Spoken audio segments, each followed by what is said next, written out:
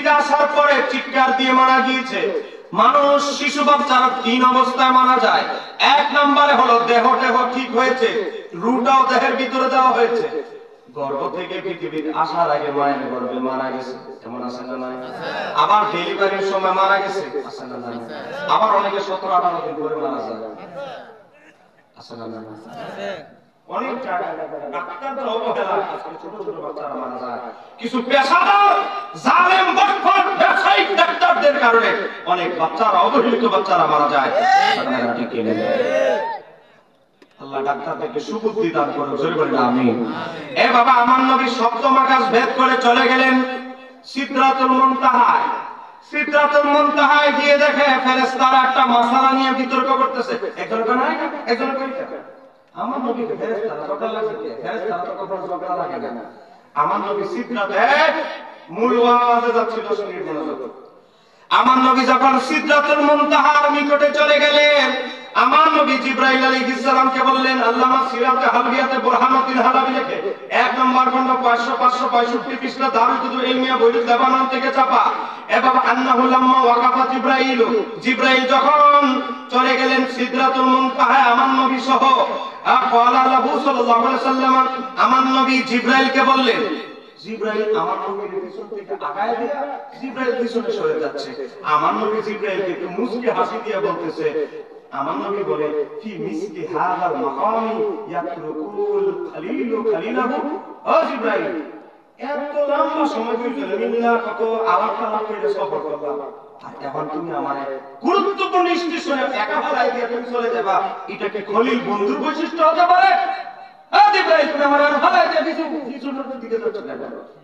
ক্বালা জিবরাইল আলাইহিস সালাম বলতে লাগলেন, ইয়া রাসূলুল্লাহ, নবী গো, ও নবী, আমি কেন আপনার সামনে অগ্রসর করাচ্ছি, আমি পিছনে কেন ছুটে যাচ্ছি? তার রহস্য হচ্ছে, ইনতাজাওয়াস্তু, আমি যদি সামনে অগ্রসর হই, অতিরিক্ত বিন্নারি, জিবরাইল, আমি জিবরাইল আগুনের কোন চুল যদি আগুনের ভিতরে ফেলা দেয়, আগুনের কুণ্ডলিতে ফেলে দেয়, আগুন যেভাবে চুলটাকে সঙ্গে সঙ্গে গ্রাস করে ফেলে, আমি জিবরাইল যদি 70,000 পর্দার প্রথম পর্দার কাছে আমি নিকটে যাই, আমি জিবরাইলের অস্তিত্ব বিলীন হয়ে যাবে।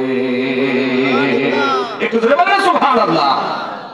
এই ওয়াজটা আপনারা হুজুরা করে, পরের কথাটা আমাদের অনেক হুজুরা বলে না, আমি আপনাদেরকে বলে যাচ্ছি। এরপর আমার নবী জিবরাইলকে একটা কথা বলেছেন, এটা আপনাদের এলাকার হুজুররা বলে না, আমি বলে যাচ্ছি। ফাকালান নবী সাল্লাল্লাহু আলাইহি ওয়াসাল্লাম, তখন আমার নবী জিবরাইলকে কি উত্তর দিয়েছে এটা হুজুররা বলে না। আমার নবী তখন জিবরাইলকে বলল, ইয়া জিবরাইল, হাল্লাকা মিন হাজাতি ইলা রাব্বিকা।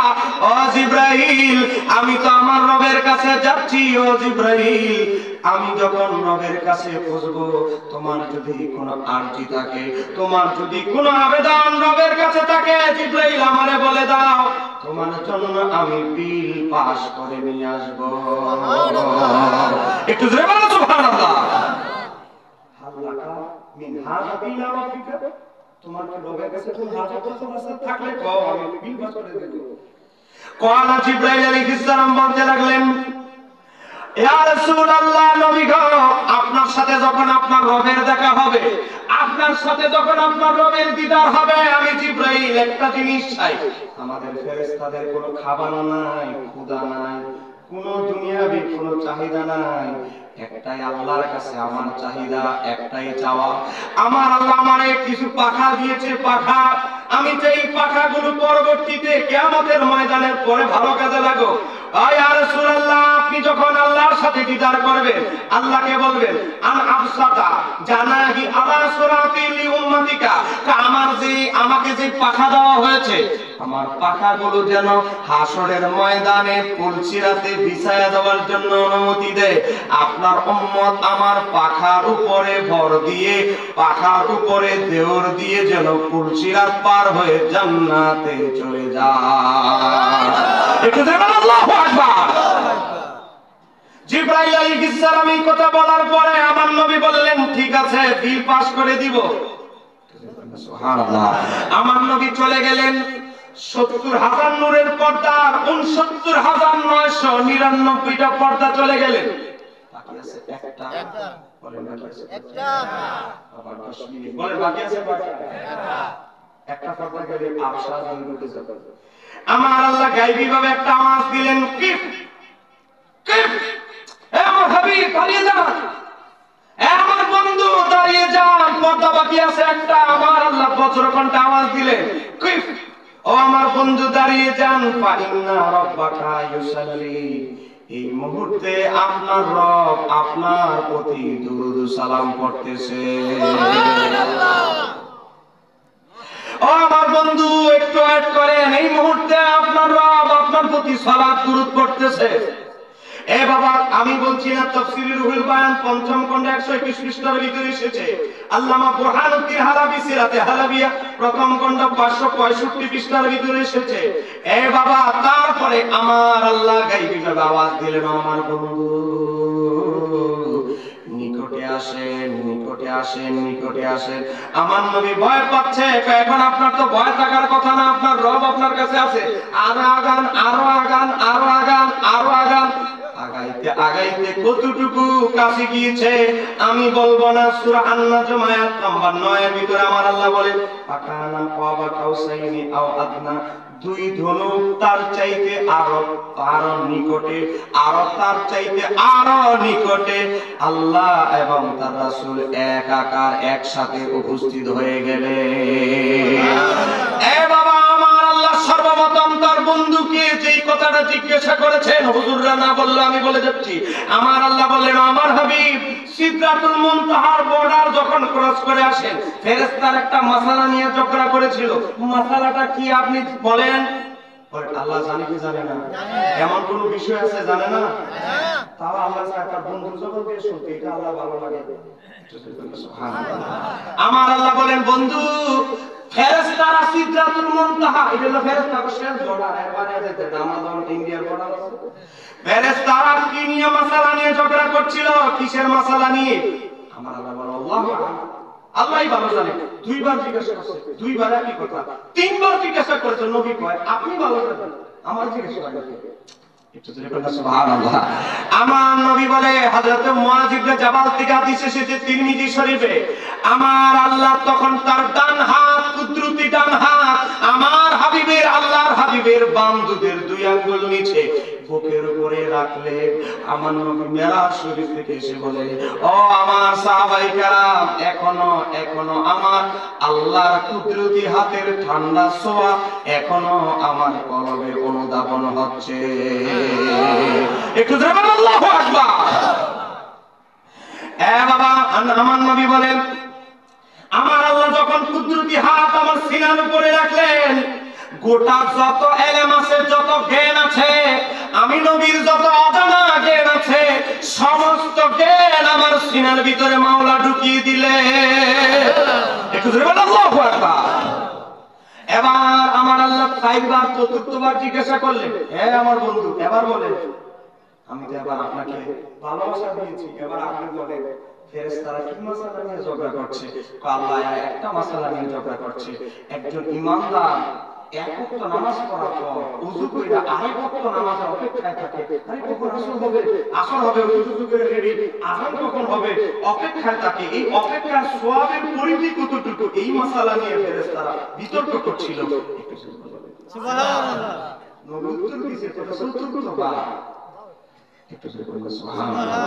আমার নবীর সাথে আল্লাহ 50,000 কালাম কথাবার্তা করেছে। তাফসীর আহমদিয়াতে বলা হয়েছে 50,000। এই কিছু কিছু তত্ত্ব রহস্য আল্লামা শাইখ আব্দুল হক মুহাদ্দিস দেওবন্দি মেরাজের চ্যাপ্টারে মানার জন্য বলে তুলে ধরেছে। কিছু কিছু মায়ের জ্ঞানীদের কাছে কিছু আমানত আছে। যেই কথা বলতেছিলাম, আমার আল্লাহর সাথে দিদার হলো, অনেক কথা হলো, চলে আসলেন 7ম আকাশ, 6 নম্বর আকাশ, এর মাঝে জান্নাতে গেলেন, জাহান্নামে গেলেন। বলেন আমার নবী জান্নাত জাহান্নাম দেখেছেন, এতে কোনো সন্দেহ আছে? আরো ধরে বলেন, জান্নাত জাহান্নাম দেখেছে, কোনো সন্দেহ আছে? নবী জান্নাতে গেলেন, নবী জাহান্নামে গেলেন। এই এলাকার মহিলারা, আমি আপনাদের জন্য 5 মিনিট ওয়াজ করতেছি।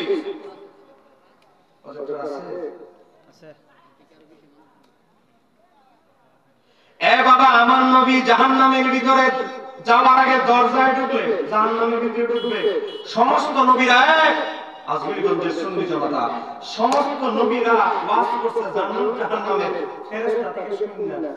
আর আমার নবী জান্নাত জাহান্নামের ওয়াজ করেছে প্র্যাকটিক্যাল মেরাজের রাতে দেখে। অন্য নবীদের সাথে আমার নবীর এটাই পার্থক্য। পার্থক্যটা কি ছোট না অনেক বড়? বড়। পার্থক্যটা কি ছোট না অনেক বড়? বড়। ভিন্ন ওয়াজ করেন না। আমার নবী প্র্যাকটিক্যাল মেরাজের রাতে ঘুরা ঘুরা দেখে জান্নাতের ওয়াজ। সুবহানাল্লাহ। আমার নবী জাহান্নামের দরজায় গেলে গিয়া দেখে মালিক দারোগা, বুঝলেন মালিক ফেরেশতা দাঁড়ায় আছে, চেহারার মধ্যে কোনো হাসি টাসি নাই। নবীর মার হাবা বলার কথা বলে গেছে। তা আমার নবী জিবরাইল কোথায় বলে কয় মালিক দারোগা, হ্যাঁ আমার দেখতে এখন হাসি নাই, মার হাবা বলার কথা বলে গেছে, ঘটনা কি? কয় ইয়া রাসূলুল্লাহ, জাহান্নাম সৃষ্টি হওয়ার পর থেকে এই বেচারা চেহারার মধ্যে কোনো হাসি নেই। জাহান্নাম সৃষ্টি হওয়ার পর থেকে এই বেচারা কোনোদিন হাসে নাই। তা আজকে হাসবো, এই জীবনে কোনদিন হাসি নেই। তো ইয়া রাসূলুল্লাহ, এই কারণে চেহারায় কোনো হাসি টাসি নেই। আমার নবী জাহান্নামের ভিতরে ঢুকলেন। জাহান্নামের ভিতরে ঢুকে আমার নবী কি করলেন? আমার নবী বলে ওয়া কুনতু আলা বাবিন নারি, আমি যখন জাহান্নামের দরজায় দাঁড়াইলাম, বিশাল বড় জাহান্নামটা আমি এক নিমিষেই ফুঁকি দিয়ে দেখে ফেললাম। না আমার নবী দেখার পরে জরিপ করলেন, দেখেন নবীর চক্ষু মোবারকের পাওয়ার। আমার নবী জাহান্নামে উকি দিয়ে কি দেখেন জানেন? আমার নবী বলে ফাইদা আমাতু মান দাখালাহান নিসা, আমি জাহান্নামে উকি দিয়ে ঢুকিয়া ঘুরে দেখিয়া যা বুঝলাম জাহান্নামের ভিতরে অধিকাংশ যাত্রী প্যাসেঞ্জার হলো নিসা, নারী। বলেন জাহান্নামের অধিকাংশ বাসিন্দা হলো কারা? নারী। আপনাদের এলাকার মহিলাদের কি বিরুদ্ধে আমার কিছু না, মহিলাদের বিরুদ্ধে বাস করে, আমি বলছি না, সহিহ মুসলিম হাদিস নাম্বার 2737। এ বাবা গভীরভাবে লক্ষ্য করেন, আমার নবী বলে আমি যখন জাহান্নামের ভিতরে ঢুকলাম, জাহান্নামের ভিতরে অধিকাংশ মানুষ যাদেরকে পাইলাম তারা হলো নারী। জাহান্নামের 3 ভাগের ভিতরে 2 ভাগ হলো নারী। এই হাদিস যখন বলল, মহিলারা দাঁড়ায় গেল, নবী মহিলা সাহাবীরা দাঁড়ায় গেল, ইয়া রাসূলুল্লাহ, ইয়া রাসূলুল্লাহ, মহিলারা কি কারণে বেশি বেশি দুজকে যাবে? আমার নবী বললেন 2টা কারণে। বলে কয় কারণ? 1 নাম্বার হলো তার স্বামীর প্রতি অকৃতজ্ঞ। কথা কোন ঠিক কি না? 7 বার ভালো কাপড় কিনে দিয়েছেন, একবার অভাবে হয়ে একটু কাপড়টা কম দামে হয়েছে, কাপড় কবে কিনে দিয়েছেন দামি কাপড়, এই বছর আবার কিনে দেবেন দামি কাপড়। কথা কোন ঠিক কি না? 7 বারের মাঝে 6 বার যে ভালো কাপড় দামি কাপড় কিনে দিয়েছে, 6 মাস শেষ। যদি আপনাদের আজমিরগঞ্জের আজানপুরের গ্রামের মহিলাদের কথা বলছি, আমি চট্টগ্রামের কথা বলছি, কথা বলা ঠিক কি না? সারা জীবন আপনি সেবা দিয়ে গেলেন, একবার যদি 19-20 হয় সারা জীবনটা একবার শেষ। কথা বলা ঠিক কি না? কাজ পাতা দাঁড়িয়ে 2 দিন করে রইছি, 2 দিন আইছেন না, 1 দিন আইছেন, আজকে আসেন নাই। আমার পাশে একটা বেডরুমে একটা মহিলা আছে, ওনার স্বামী অলরেডি দিনে 5 বার বসছে। কথা বলা ঠিক কি না? স্বামী কাপড় কিনে দিয়েছে, পছন্দ হয় না, কেন? পাশের বাড়ির ভাবি এমন দামি কাপড় কিনছে, দামি দেখে স্বামী চান্দা করে বলে না, কিন্তু এটা ভাবে না আমার স্বামীর এই কাপড়ের ভিতরে আছে ভালোবাসা। তরল ঠিক। এখানে আমাদের মুরব্বীরা আছে, দাঁড়িয়ে রাখা আছে মুরব্বীরা। আমরা শিশুকালে দেখেছি আমাদের দাদারা আমাদের মা শাশুড়িদের জন্য কাপড় কিনে দিয়েছে, এত খুশি যে আমার শ্বশুরের পছন্দ, আপন কথা নাই। কথা কোন ঠিক না? এই জেনারেশন বা পরবর্তী জেনারেশন আসলো, জামাই স্ত্রীকে কাপড় কিনে দিয়েছে, স্ত্রী খুশি। এইটাও এখন বলে তুমি টেয়া দিলে দেও, না দিলে নাই। আমার বাপের বাড়িতে টাকা আসবে, তুমি কাপড় কাপড় ছিনো না, তুমি উল্টা হলে কাপড় কিনবা, আমার কাপড় আমি গিয়ে কিনবো। ঠিক কিনা? দেখবেন সামনে আসতেছে রমজান মাস, রমজানের 20টা রমজান বাড়িতে দেরি, কাপড়ের মাস কেটে পুরুষের কোনো জায়গা নাই। যদি আপনি ঘুরে ঘুরে যান, ওটা ওসাজোটার নিচে হয়ে আপনার জীবন শেষ। কথা কেন ঠিক কি দেয়? রাগ করতেছে? রাগ করেন না, আমি হক কথা বলতেছি আমাদের মহিলাদের সংশোধনের জন্য। আমার নবী বলে মহিলারা বেশি বেশি দুজকে যাবে 2টা পাপের কারণে। 1 নাম্বার হলো তার স্বামীর প্রতি অকৃতজ্ঞ, স্বামীর একটু বিপদে পড়েছে, কথা কেন ঠিক কি দেয়? স্বামী যদি বলে 20 কোটি টাকা ব্যবসা লস খেয়েছে, এটা আমার বয়স এখন 22 বছর, আমি এমন ভালো স্বামী পাবো, ভাই দিয়ে সুখে সুখে লেটার ব্যবস্থাটা করাই দিয়েছি। কথা কেন ঠিক কি দেয়? স্বামীর বিপদ তার বিপদ না, এই যুগের আধুনিক যুগের মহিলাদের অবস্থা হচ্ছে এমন। যদিও আসানপুরের এলাকার কথা বলছি, আমাদের চট্টগ্রামের কথা, এক কথা কেন কেন ঠিক কি আর আগেরকার যুগে আমাদের মা শাশুড়িদেরকে দেখতাম ব্যবসা জামাই বসতেছে, সারা রাত কান্না করতো, আল্লাহ আমার স্বামীর উদ্ধার করো, আল্লাহ আমার স্বামীর গায়ে দিয়ে সাহায্য করো, এক কথা কেন কেন ঠিক কি আল্লাহ থাকো। বেশি কইলে আবার মহিলারা কালকে আবার ফাঁক করে খাওয়াইতে না। বাবা গভীর ভাবে লক্ষ্য করেন, আমার নবী বললেন মহিলারা বেশি বেশি দুজকে যাবে স্বামীর প্রতি নাফরমানির কারণে। বাবা স্বামী কয় ডান দিক, এই বেচারি চলে বাম দিক। বাবা বিয়া খাইতে গেছে খালাতো বোনের, খালাতো বোনের বিয়া, খালাতো বোনের বিয়া, খালাতো বোন যত সাজ সাজে নাই, ভাবি সাহেব এর চেয়ে বেশি সাইজে বসে আছে।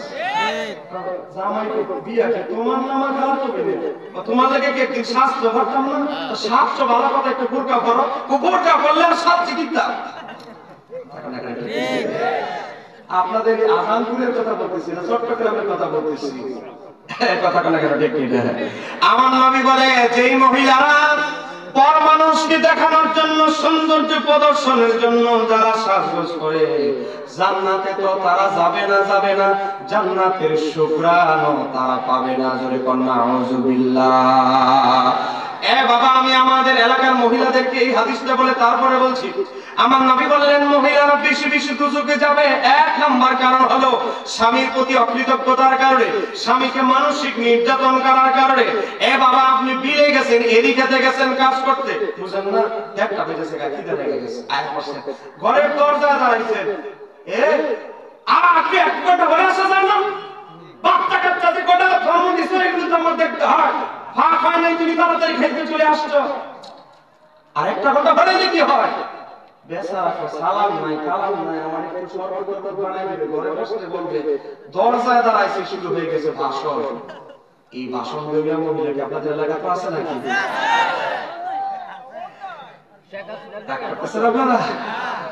যদি এতদিন প্রধানমন্ত্রী শেখ হাসিনা ছিল মহিলা, এখন তো আর মহিলা প্রধানমন্ত্রী নাই। কথা কথা কেন ঠিক কি না? কারণ আমাদের পুরুষ মানুষের একটা শক্তি আলাদা আছে। কথা কথা কেন ঠিক কি না? সামনেও ব্যবসা যাবে হাজার পুরুষ প্রধানমন্ত্রী আইব, মহিলারা কেউ দেখছো কি হুজুর দাওয়াত দিতে গেলে মহিলা বিরোধী ওয়াজ করতেছে, এই হুজুরের হাতে অর্ধেক দিও, এই কথা বলবে। বাবা গভীর ভাবে লক্ষ্য করেন, আমার নবী বললেন, আমার নবী মেরাজে জাহান্নামের ভিতরে ঢুকলেন। মনোযোগ দিয়ে শোনেন মহিলারা, আমাদের মা বোনদের বলছে, তিরমিজি শরীফ থেকে বলছে, একটু মনোযোগ দিয়ে শুনুন। আমার নবী মেরাজে জাহান্নামের ভিতরে যখন ঢুকলে কি দেখতেছে? এক প্রকার পাখি, বড় পাখি, দাঁড়ানো বসে মাথার মগজগুলো ঠুকরায় ঠুকরায় খাচ্ছে, আর জোরে জোরে চিৎকার করছে ওই মহিলারা। আমার এরপরে মাথার মগজগুলো যখন খাওয়া শেষ, আবার মাথাটা পরিপূর্ণ হয়ে যায়, আবার পাখি খাওয়া শুরু করে, আর চিৎকার দিতে থাকে। জিবরাইল আলাইহিস সালামকে আমার নবী বলতে লাগলেন, জিবরাইল, ও জিবরাইল, এই মহিলারা কারা, কেন তাদের মাথার ভিতরে আযাব দেওয়া হচ্ছে? জিবরাইল আলাইহিস সালাম বলে, ইয়া রাসূলুল্লাহ, তারা হলো আপনার উম্মতের ভিতরে ওই সমস্ত মহিলা যারা স্বামীকে মানসিকভাবে মাথায় যন্ত্রণা দিত, মানসিকভাবে যন্ত্রণা দিত, মানসিকভাবে এমন বাজে কথা বলতো, মানসিক যন্ত্রণা দিত, শারীরিক আঘাত না করলেও মানসিক যন্ত্রণা দিয়ে তাদেরকে কষ্ট দিত। এজন্য আমার আল্লাহ জাহান্নামের ভিতরে তাদের আযাবের ব্যবস্থা করেছে মাথার ভিতরে। এরকম মহিলা আছে না নাই? কোনটা যদি দেখে হয়টি তুমি আবার তোমার পুরান বান্ধবীর লোকের কথা শুনে বসে তারপর দিলাম খালি ওয়েটিং ওয়েটিং, কার সাথে কথা বলছো? আপনাদের আজানপুরের কথা বলতেছিলেন, চট্টগ্রামের কথা আছে না নাই? যদি আধা ঘন্টা বাইতে দেরি আছে, কি হইছে? আবার ফিরিত করতে কারো বাসা চলে গেছে নাকি? বেচারার কথা ব্যাখ্যা করার সুযোগই নাই, 14 নম্বর ভাষণ চলতেছে। কথা বলেন না ঠিক কি না? বেচারা গেছে এদিকেতে কাজ করতে, বুঝেন না, এদিকেতে কাজ করতে গেছে, আহা শরীরে ক্লান্ত, ঘামতে ঘামতে শেষ। বেচারা গরমকালে একটা শরবত দিব, কত আশা নিয়ে আইছে, বউয়ের হাতে একটা শরবত খাবো, ঘরের দরজা দাঁড়াইতে দেরি, তোমার আইতা